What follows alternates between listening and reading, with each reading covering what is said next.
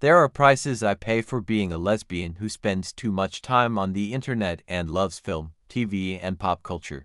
One is that I spend a lot of time on the internet. I also know a lot of useless things that take up prime real estate within my ever-shrinking brain, where understanding maths could be. But, while I may not be across things like the Dow Jones guy, I am always up to date and aware of the real things, like society's current hot people. This includes those in the public eye having a glow-up moment, or the new ones emerging from their cocoons like moths who can't live among us normals, heading instead for the bright lights of Hollywood. Sometimes, we get a trend where a few of these people seem to appear at the same time, are similar in some way, and people notice. This time, it was the hot rodent boyfriend, actors du jour with sort of rodent-y features and faces, like Timothy Chalamet, Jeremy Allen White, and Josh O'Connor from Challengers.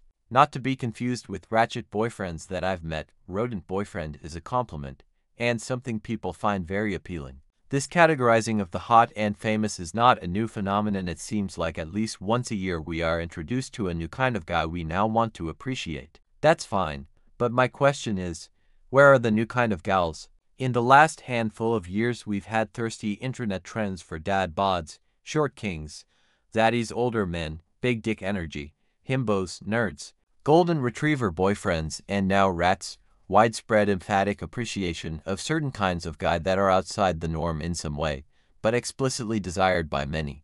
I think this is great. I love to see society very slightly expand its definition of what we are allowed to find attractive. I love to watch people star in movies and TV who look different or normal or interesting, or have teeth that don't look as if they would glow upon entering a nightclub. I just wish that some of these kinds of trends happen for women as well. Society is already way more open to the different kinds of hot that white men can be than women, and yet we continue to come up with new ways to expand what women will not only accept as hot, but put on a pedestal. This sort of thing almost never goes in the other direction.